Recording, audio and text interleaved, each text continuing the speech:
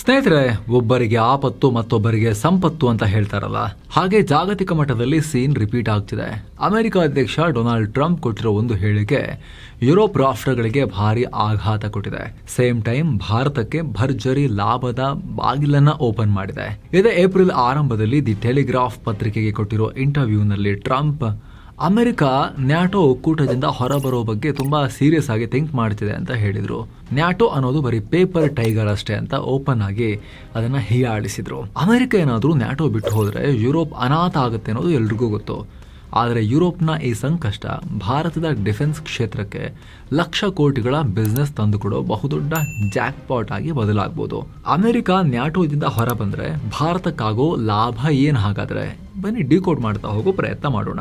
America ಇಲ್ಲದ NATO ಅನಾಥವಾಗುತ್ತಾ Europe? ಮೊದಲಿಗೆ ಯುರೋಪ್ನ ಅನಿವಾರ್ಯತೆಯನ್ನ ಅರ್ಥ ಮಾಡ್ಕೋಬೇಕು. ದಶಕಗಳಿಂದ ಯುರೋಪ್ ಸೇಫ್ ಆಗಿದ್ದಿದ್ದೇ ಅಮೆರಿಕದ ನೆರಳಲ್ಲಿ. ಯುರೋಪ್ನವರು ಸರಿಯಾಗಿ ದುಡ್ಡೇ ಖರ್ಚು ಮಾಡ್ತಿರ್ಲಿಲ್ಲ ಡಿಫೆನ್ಸ್ ಮೇಲೆ. ಅಮೆರಿಕ ಇದೆ, ಅಮೆರಿಕದ ಅಣ್ವಸ್ತ್ರಗಳಿದೆ, ಅವರ ಸೇನೆ ಇದೆ, ನ್ಯಾಟೋ ಇದೆ. ನಾವೇನ ಖರ್ಚು ಮಾಡೋಣ, ನಾವು ಅಭಿವೃದ್ಧಿ ಆಗೋಣ, ಶಾಂತಿಯಿಂದ ಚೆನ್ನಾಗಿ ದುಡ್ದು ತಿನ್ಕೊಂಡು ಆರಾಮಾಗಿರೋಣ ನಾವು ಅಂತ ಹೇಳಿ ಶ್ರೀಮಂತರಾಗಿದ್ರು. ದುಡ್ಡೇನು ಜಾಸ್ತಿ ಮಿಲಿಟರಿಗೆ ಹಾಕ್ತಾ ಇರಲಿಲ್ಲ. ಸಿಂಪಲ್ ಲೆಕ್ಕಾಚಾರ ನೋಡಿ. ಆಕಾಶದಲ್ಲೇ ಫೈಟರ್ ಜೆಟ್ಗಳಿಗೆ, ಏರ್ ಫೋರ್ಸ್ನ ವಿಮಾನಗಳಿಗೆ ಇಂಧನವನ್ನು ತುಂಬೋ ಮಿಡ್ ಏರ್ ರಿಫ್ಯೂಲಿಂಗ್ ವಿಮಾನಗಳು ಅಮೆರಿಕದ ಹತ್ರ 850 ಇದೆ.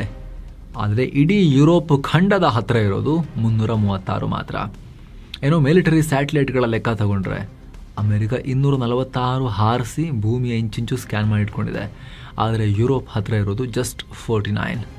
ಇಡೀ ಖಂಡದ ಹತ್ರ ಗುಪ್ತಚರ ಮಾಹಿತಿ ಆಗಿರ್ಬೋದು ಅಥವಾ ಲಾಜಿಸ್ಟಿಕ್ಸ್ ಆಗಿರಬಹುದು, ಪ್ರತಿಯೊಂದಕ್ಕೂ ಯುರೋಪ್ ಡಿಪೆಂಡ್ ಆಗಿರೋದು ಅಮೆರಿಕದ ಮೇಲೇನೆ. ಆದರೆ ಯಾವಾಗ ರಷ್ಯಾ ಯುಕ್ರೇನ್ ಯುದ್ಧ ಶುರುವಾಯಿತು ಆಗಲೇ ಯುರೋಪ್ನ ಅಸಲಿ ಬಣ್ಣ ಬಯಲಾಯಿತು. ಯುಕ್ರೇನ್ಗೆ ವೆಪನ್ಸ್ ಕೊಟ್ಟು ಫ್ರಾನ್ಸ್, ಜರ್ಮನಿ, ಬ್ರಿಟನ್ ರಾಷ್ಟ್ರಗಳ ಶಸ್ತ್ರಾಸ್ತ್ರ ಗೋಡೌನ್ಗಳು ಈಗ ಖಾಲಿಯಾಗಿವೆ. ಅದನ್ನೀಗ ಮತ್ತೆ ತುಂಬಿಸ್ಕೋಬೇಕು.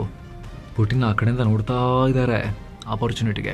ಇವರ ಪರಿಸ್ಥಿತಿ ಸ್ನೇಹಿತರೆ ಎಷ್ಟು ಕೆಟ್ಟದಾಗಿದೆ ಅಂದರೆ 2007ರಲ್ಲೇ ಮುಚ್ಚಿ ಹೋಗಿದ್ದ ಗನ್ ಪೌಡರ್ ಫ್ಯಾಕ್ಟರಿಯನ್ನು ಫ್ರಾನ್ಸ್ ಈಗ 100 ಮಿಲಿಯನ್ ಯೂರೋ ಸುರಿದು ಮತ್ತೆ ಓಪನ್ ಮಾಡ್ತಾ ಇದೆ. ಇತ್ತ ಬ್ರಿಟನ್ 20 ವರ್ಷಗಳ ನಂತರ ಮತ್ತೆ ಎಕ್ಸ್ಪ್ಲೋಸಿವ್ ಮ್ಯಾನುಫ್ಯಾಕ್ಚರಿಂಗ್ ಶುರು ಮಾಡೋಕೆ ಒದ್ದಾಡ್ತಾ ಇದೆ. ಒಂದು ಕಡೆ ಕಂಪ್ಲೀಟ್ ಖಾಲಿಯಾದ ವೆಪನ್ ಸ್ಟಾಕ್, ಇನ್ನೊಂದು ಕಡೆ ನಾವು ನಿಮ್ಮನ್ನ ಕಾಪಾಡಲ್ಲ ಅಂತಿರೋ ಬಿಗ್ ಡ್ಯಾಡಿ ಡೊನಾಲ್ಡ್ ಟ್ರಂಪ್. ಈಗ ಯುರೋಪ್ ತನ್ನ ಭದ್ರತೆಯನ್ನ ತಾನೇ ನಿಭಾಯಿಸೋಕೆ ಒದ್ದಾಡಬೇಕಾಗಿದೆ.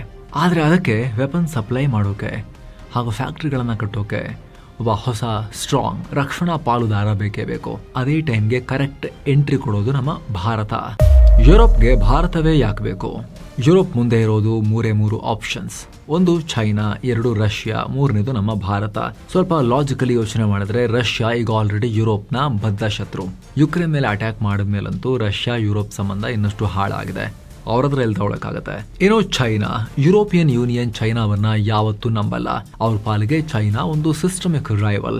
ಅಂದ್ರೆ ಬಿಸ್ನೆಸ್ ಬೇಕಿದ್ರೆ ಮಾಡಬಹುದು, ಆದರೆ ರಕ್ಷಣೆಯ ವಿಚಾರಕ್ಕೆ ಬಂದ್ರೆ ಚೈನಾ ಕಂಪ್ಲೀಟ್ಲಿ ಡೇಂಜರಸ್. ಚೀನಾ ಕೈಗೆ ಯುರೋಪ್ನ ಹೈಟೆಕ್ ಟೆಕ್ನಾಲಜಿ ಸಿಕ್ಕರೆ ಅದನ್ನ ಕಾಪಿ ಮಾಡಿಕೊಂಡು ಚೀನಾ ಲೇಬಲ್ ಹಾಕೊಂಡು ಮಾರ್ಬಿಡ್ತಾರೆ.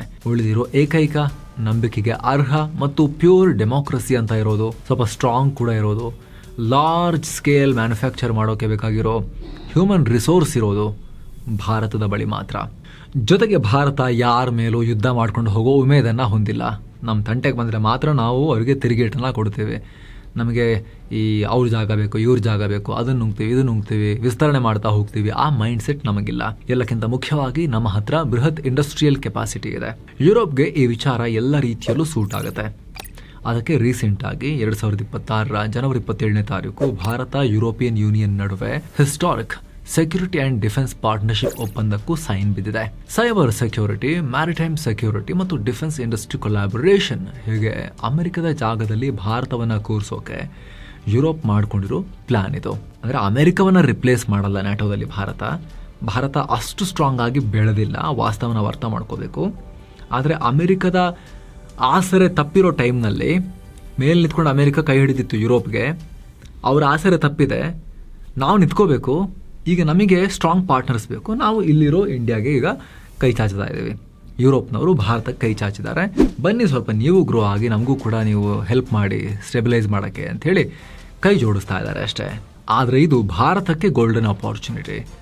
ಯುರೋಪ್ನ ರೀಆರ್ಮ್ ಯುರೋಪ್, ಅಂದರೆ ಯುರೋಪ್ಗೆ ಮತ್ತೆ ಶಸ್ತ್ರ ಕೊಡಿ ಅನ್ನೋ ಈ ಥೀಮ್ ಏನಿದೆ, ಯೋಚನೆ ಏನಿದೆ, ಆ ಪ್ರಾಜೆಕ್ಟ್ಗೆ ಮತ್ತು ನಮ್ಮ ಮೇಕ್ ಇನ್ ಇಂಡಿಯಾ ಈ ಐಡಿಯಾಗೆ ಎರಡಕ್ಕೂ ಮ್ಯಾಚ್ ಆಗ್ತಾ ಇದೆ. ಇದುವರೆಗೂ ನಾವು ಯುರೋಪ್ನಿಂದ ವೆಪನ್ಸ್ ತಗೊಳ್ತಾ ಇದ್ವಿ, ನಾವು ಜಸ್ಟ್ ಇಂಪೋರ್ಟರ್ ಆಗಿದ್ವಿ. ಆದರೆ ಈಗ ನಾವು ಅವರೊಟ್ಟಿಗೆ ಸೇರಿ ವೆಪನ್ಸ್ ಡೆವಲಪ್ ಮಾಡೋ ಕೋ ಪ್ರೊಡ್ಯೂಸರ್ ಆಗ್ತಾ ಇದ್ದೀವಿ. ಟೆಕ್ನಾಲಜಿ ಅವ್ರದ್ದು, ಪ್ರೊಡಕ್ಷನ್ ನಮ್ದು. ಯುರೋಪಿಯನ್ಸ್ ಯಾಕೆ ನಮ್ಮಲ್ಲಿ ಬಂದು ಫ್ಯಾಕ್ಟ್ರಿ ಹಾಕಬೇಕು, ಅಲ್ಲೇ ಫ್ಯಾಕ್ಟ್ರಿ ಹಾಕೋಬೋದಾಗಿತ್ತಲ್ಲ ಅನ್ನೋ ಪ್ರಶ್ನೆ ಬರುತ್ತಲ್ವಾ. ಅದಕ್ಕೆ ದುಡ್ಡು ಕಾರಣ, ಪ್ರೊಡಕ್ಷನ್ ಕಾಸ್ಟ್. ಒಂದು ಸಿಂಪಲ್ ಎಕ್ಸಾಂಪಲ್ ಕೊಡ್ತೀವಿ ನಿಮಗೆ. 155 mm ಆರ್ಟಿಲರಿ ಶೆಲ್ಲನ್ನು ಯುರೋಪ್ನಲ್ಲಿ ರೆಡಿ ಮಾಡಬೇಕು ಅಂದರೆ, ಶೆಲ್ ಆರ್ಟಿಲರಿ ಅದರೊಳಗಡೆ ಅಂದರೆ 155 mm ತೋಪಿನ ಒಳಗಡೆ ಹಾಕಿ ಫೈರ್ ಮಾಡೋಕ್ಕೆ, ತೋಪಿನ ಗುಂಡು ಅಂತ ಅಂದ್ಕೊಳ್ಳಿ, ಆರ್ಟಿಲರಿ ಶೆಲ್. ಅದು ಒಂದು ಶೆಲ್ ರೆಡಿ ಮಾಡೋಕ್ಕೆ ಯುರೋಪ್ನಲ್ಲಿ ಮಾಡಬೇಕು ಅಂದರೆ $3,000 ಹೆಚ್ಚು ಖರ್ಚಾಗುತ್ತೆ. $3,000 ಅಂದರೆ ಆಲ್ಮೋಸ್ಟ್ ನಿಮಗೆ $3,00,000 ಅಂತ ಅಂದ್ಕೊಳ್ಳಿ, ಒಂದು ಗುಂಡಿಗೆ, ತೋಪಿಂದು ಒಂದು ಗುಂಡಿಗೆ. ಆದರೆ ಭಾರತದಲ್ಲಿ ಅದನ್ನು ಮ್ಯಾನುಫ್ಯಾಕ್ಚರ್ ಮಾಡಿದಾಗ 10 ಪಟ್ಟು ಕಮ್ಮಿ, $300-400 ಕೆಲಸ ಮುಗಿದು ಹೋಗುತ್ತೆ. ಹಾಗೆ ಒಂದು ಹಾವಿಟ್ಸರ್ ಫಿರಂಗಿ ಯುರೋಪ್ನಲ್ಲಿ $6 ಮಿಲಿಯನ್ ಖರ್ಚಾದರೆ ಭಾರತದಲ್ಲಿ ಸುಮಾರು $3 ಮಿಲಿಯನ್ ಸಿಗುತ್ತೆ. ಬರೋಬ್ಬರಿ 50%ಗಿಂತ ಅಧಿಕ ದುಡ್ಡು ಉಳಿಯುತ್ತೆ. ಅದಕ್ಕೆ ಫ್ರಾನ್ಸ್, ಜರ್ಮನಿಯ ದೊಡ್ಡ ದೊಡ್ಡ ಡಿಫೆನ್ಸ್ ಕಂಪನಿಗಳು ಭಾರತಕ್ಕೆ ಬಂದು ನಮ್ಮ ಕಂಪನಿಗಳೊಂದಿಗೆ ಜಾಯಿಂಟ್ ವೆಂಚರ್ ಮಾಡ್ತಿವೆ. ಉದಾಹರಣೆಗೆ ಫ್ರಾನ್ಸ್ ಮತ್ತು ಇಂಡಿಯಾ ಸೇರಿ ರಫೈಲ್ ಫೈಟರ್ ಜೆಟ್ಗಳ ಕೋ ಪ್ರೊಡಕ್ಷನ್ ಹೆಜ್ಜೆ ಇಟ್ಟಿವೆ. ಫ್ರಾನ್ಸ್ನ ಸಫ್ರಾನ್ ಕಂಪನಿ ನಮ್ಮ BEL ಒಟ್ಟಿಗೆ ಸೇರಿಕೊಂಡು ಹ್ಯಾಮರ್ ಬಾಂಬ್ಗಳಿಗೆ ಬೇಕಾದ ಕಿಟ್ಗಳನ್ನೆಲ್ಲ ಇಲ್ಲಿ ತಯಾರಿಸ್ತಾ ಇದ್ದಾರೆ. ಅದಕ್ಕೆ ತಕ್ಕಂತೆ ಭಾರತ ಸರ್ಕಾರ ಕೂಡ ಇತ್ತೀಚೆಗೆ ಡಿಫೆನ್ಸ್ ಸೆಕ್ಟರ್ನಲ್ಲಿ ವಿದೇಶಿ ನೇರ ಹೂಡಿಕೆ FDI ಆ ಲಿಮಿಟನ್ನು 74%ಗೆ ಏರಿಸಿದೆ. ಇದರಿಂದ ಭಾರತಕ್ಕೆ ಏನು ಲಾಭ? ಯುರೋಪ್ನ ಅಡ್ವಾನ್ಸ್ ಮಿಲಿಟರಿ ಟೆಕ್ನಾಲಜಿ ಡೈರೆಕ್ಟಾಗಿ ಭಾರತಕ್ಕೆ ಬರುತ್ತೆ. ಇದರಿಂದ ಟೆಕ್ನಾಲಜಿ ಟ್ರಾನ್ಸ್ಫರ್ ಆಗುತ್ತೆ.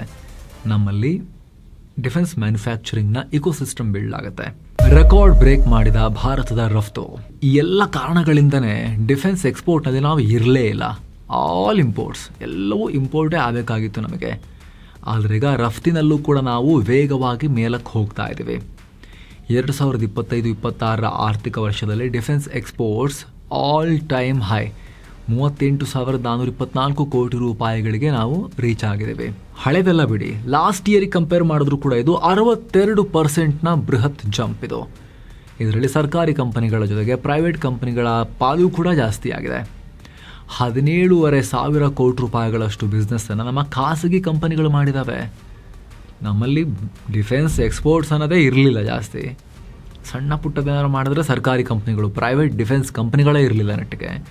ಆದರೆ ಈಗ ನಮ್ಮಲ್ಲಿ ಈಕ್ವಲ್ ಆಗಿ, ಹೆಚ್ಚು ಕಮ್ಮಿ ಸರ್ಕಾರಿ ಕಂಪನಿಗಳಿಗೆ ಈಕ್ವಲ್ ಆಗಿ ಪ್ರೈವೇಟ್ ಡಿಫೆನ್ಸ್ ಕಂಪನಿಗಳು ಮ್ಯಾನುಫ್ಯಾಕ್ಚರ್ ಮಾಡ್ತಿರೋದು ಮಾತ್ರ ಅಲ್ಲ, ವಿದೇಶಗಳಿಗೆ ರಫ್ತು ಕೂಡ ಮಾಡ್ತಿದ್ದಾರೆ.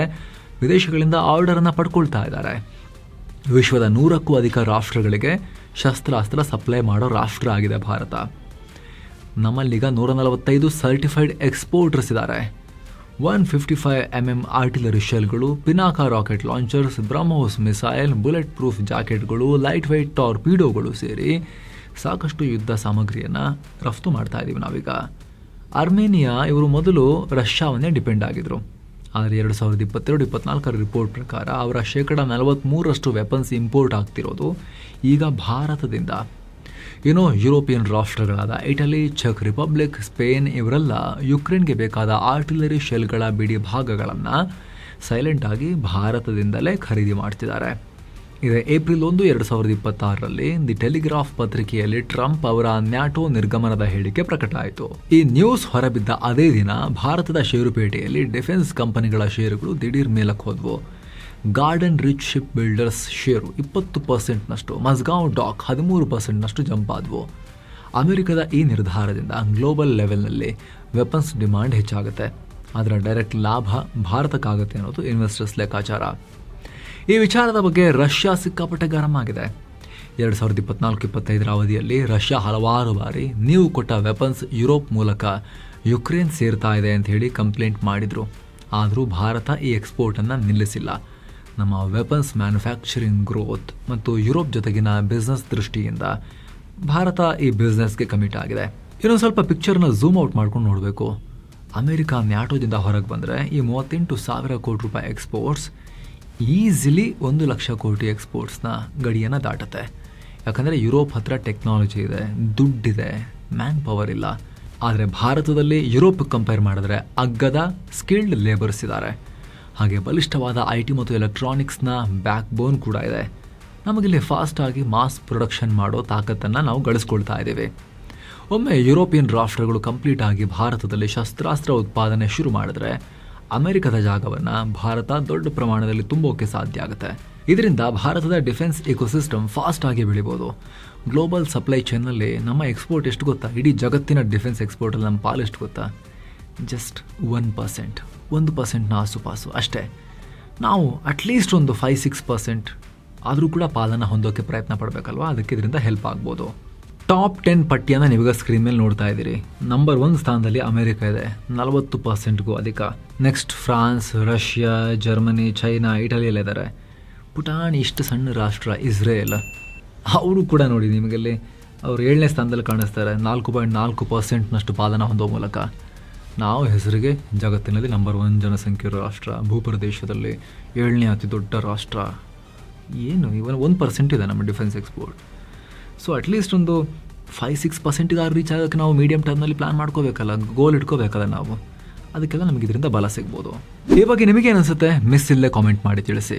ಹಾಗೆ ಸ್ನೇಹಿತರೆ, ವಿಡಿಯೋ ಕೆಳಗಡೆ ಇರೋ ಜಾಯಿನ್ ಬಟನ್ ಮೂಲಕ ಆಸಕ್ತ ವೀಕ್ಷಕರು ಮಸ್ತ್ ಮಗ ಪ್ರೀಮಿಯಂ ಮೆಂಬರ್ಸ್ ಆಗ್ಬೋದು. Thank you so much. ಮತ್ತೆ ಭೇಟಿ ಆಗ್ತಿರೋಣ. ನಮಸ್ತೆ.